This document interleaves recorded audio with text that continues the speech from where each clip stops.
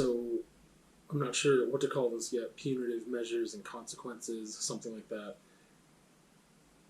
Um, there's a lot of different, I guess, reasons why this is on my mind lately. But what really triggered it the other day was just being in the mall parking lot. Um, I think I should preface this too with talking about rules and law and all this other stuff. Everyone has their own lines. Everyone has things that they do, whether it be jaywalking or speeding or this or that. And even by how those consequences are defined in the law, some are definitely more serious than others. However, there's just so many things that I don't understand the point in having a law or a bylaw or a rule if you are not going to enforce it or consequence it when it is broken. I think explaining to people how to be decent or what this area is for and what that area is for, um, in like you would think you would just education would be enough, but it's not, and that's where this whole conversation comes in. Um, and I was just thinking about like whenever I'm at the studio, well, not whenever, but the majority of days that I'm at the studio, I park at the mall. I go through the mall. I do whatever business I have to do there. I come to the studio. The reason I do that is because I can park at the mall for free. It's not meant for overnight parking, but yeah, I park there. I do stuff at the mall either before or after the studio, and then I'm not paying for parking downtown throughout the day. If it's the evening, if it's the weekend, I'll just park as close to the studio as I can get downtown here. And I see it almost, if not every time, that I park. When I'm walking to and or from the car, people parking in the fire lane, like leaving their vehicle there, sometimes running, sometimes not, directly in front of the shoppers' doors. No one inside. Sometimes it's like people coming to pick someone up, dropping someone off. Sometimes it's, again, abandoning your vehicle there,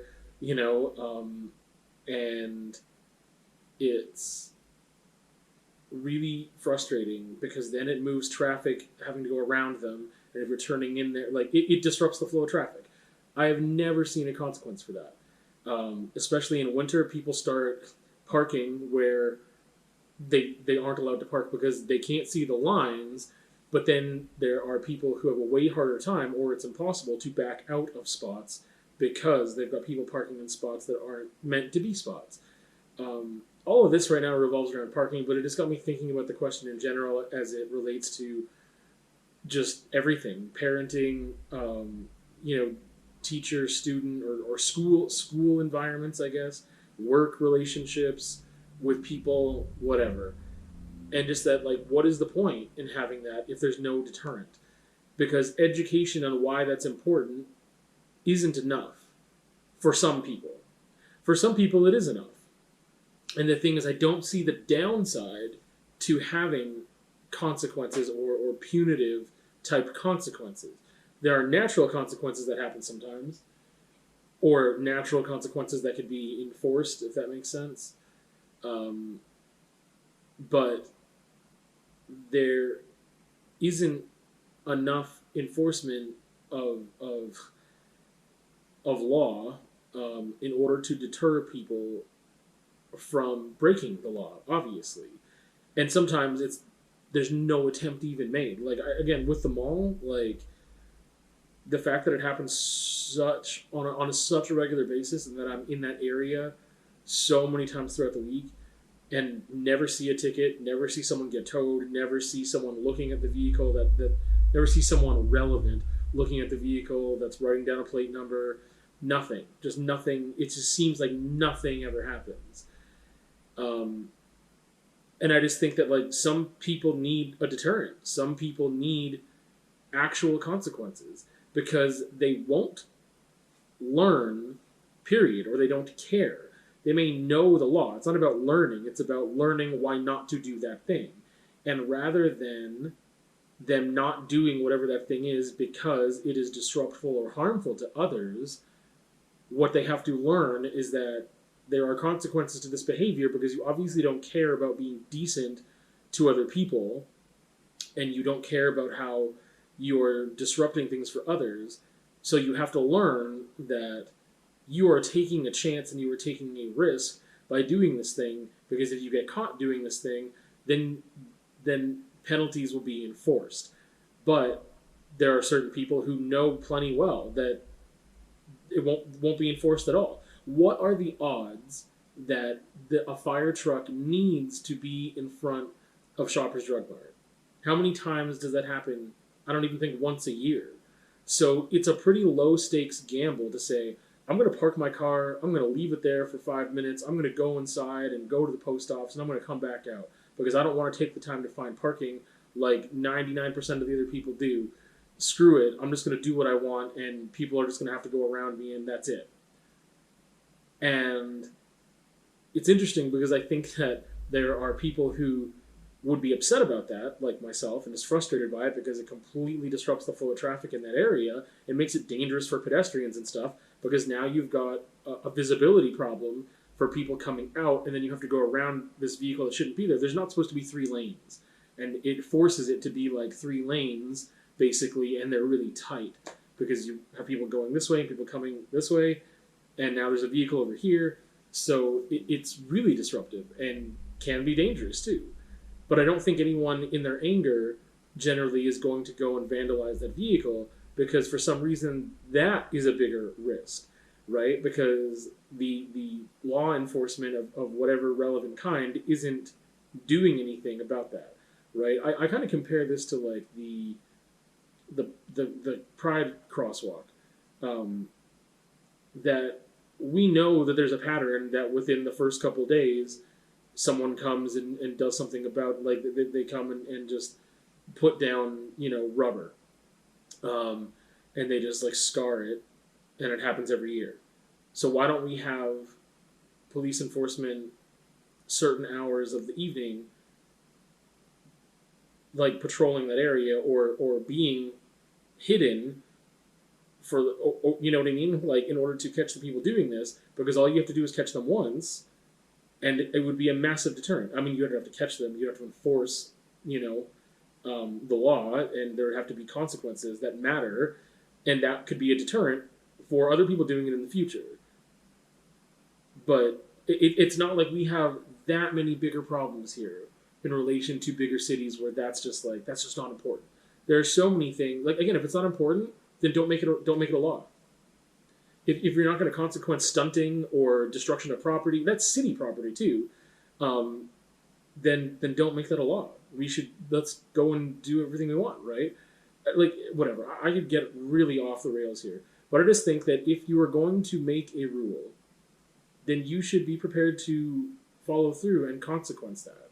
You should be able to enforce the law. You should be able. I just don't think there's a point in making a rule without a consequence, because not everyone is a decent person or will learn to be a decent person or has the capability to be a decent person, whatever that means, decent person. But let's just say follow the golden rule. Treat others like you want to be treated. There are people who aren't capable of it. There are people who don't care. There are people, whatever. You can educate people on that. But there are some people who chemically in their brainium lack that ability. And there's some people who it'll be way harder for. And there's some people who it's not a problem for at all. And some people will learn through conversation and education, education of a sort that's not punitive, to be clear, and it'll work. And those people will understand and acknowledge and behave appropriately. And then there are people who will not care about that thing and will have to learn that they should not do these things because the consequence outweighs the risk. Like that if they get caught, or it outweighs the consequence, the not just the probability of getting caught, but the weight of the consequence if they were to get caught outweighs the desire to do the thing because it is too risky to do. And obviously, I think everyone's probably broken laws at a certain point when you're of a certain age, and I probably have more than most relating to graffiti and stuff. So this isn't coming from a place of like, I've never done anything horrible, why can't people just be whatever? No, but like, it's more about, I don't understand what is the point in having it's more from the perspective of lawmakers, etc., or municipal governments and things like that as well. Because, I mean, it goes with, again, you can blow this up and talk about corporate crime and federal government stuff and whatever. But I just think, again, like, what is the point in having a law only so the people that are decent will follow it and the other people won't? Like, the people that are decent don't need to be told that that's a thing that they shouldn't do for a lot of these things.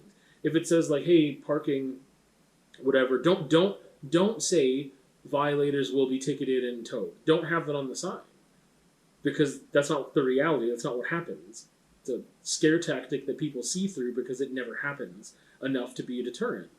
So don't have that on the sign. Just say this is designated parking for this, or don't have that at all. Like, I don't want to advocate for chaos. You can, but it's one of those things where, like, if you are putting up signage designating a certain area to be for a certain thing, or saying don't do this or don't do that, or this area is only for this activity or whatever, in any setting, at home, at school, on the street, wherever, it's really difficult to understand the point or the purpose of that when the only people following that are like a certain brand of people, and the rest can just go and do. I don't. It's like the people that are most harmful to others are the ones that are going to continue to do that thing, and there's nothing stopping them from doing it. I just don't understand that. Like, you can't stop someone from doing it sometimes until they, like, I don't know how to. You can't stop a desire, right? But there's plenty of things that plenty of people would never do because they would never follow that desire, because they have learned in one form or another that desire to do that thing isn't worth it. Maybe not for it's not worth it for their emotional health or mental health, or even like yelling at somebody, right? Like, it's not worth it because I realize that if I do that, I get worked up or I make the situation worse. I'm not even talking about a legal thing, but there are some people that don't recognize those things, that it'll impact them negatively, or it'll impact the other person negatively, and that impacts them negatively because they don't have that amount of empathy. So there needs to be some other type of deterrent. There needs to be a follow-through with consequences. There needs to be something there to educate this person into not doing the thing, and it's not going to be education through conversation and hoping that they have some understanding. It's going to be, don't do this thing, because if you do, the consequences will be such that you're not willing to take that risk. But that's not what happens. And I believe that there's no harm in having consequences to every rule you have. Because the people that need that in order to learn not to do the thing will learn what they need to.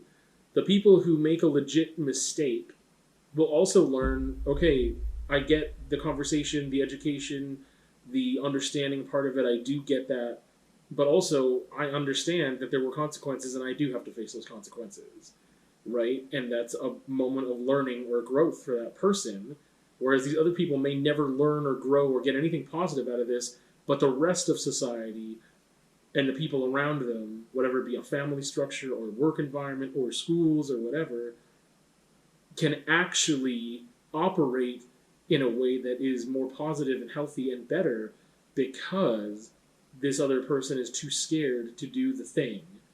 Because there are some people who will never learn at all that that's a bad thing to do, or they won't care. There's just two things, learning and understanding it on a empathetic level and understanding it on a logical level of like, yeah, I understand the logic of that, but I don't care. But we can prevent them from actually doing the thing and make it a safer environment for everybody if they are too scared to do the thing. Which some people, again, the percentage of people that will just do it no matter what and take that risk is small. But there's a big group here of people that need the deterrent in order to not do the thing. And I think we should just have that. Because I don't think it's going to disrupt people, society, in a negative way. I think that, again, mistakes can be mistakes, and there are consequences for those mistakes. And the person that is capable and wanting and has a desire to learn and grow will have that as a growth opportunity. The people that won't have that as a growth opportunity at least will be consequenced for that thing and perhaps never do it again. And thus, things are better.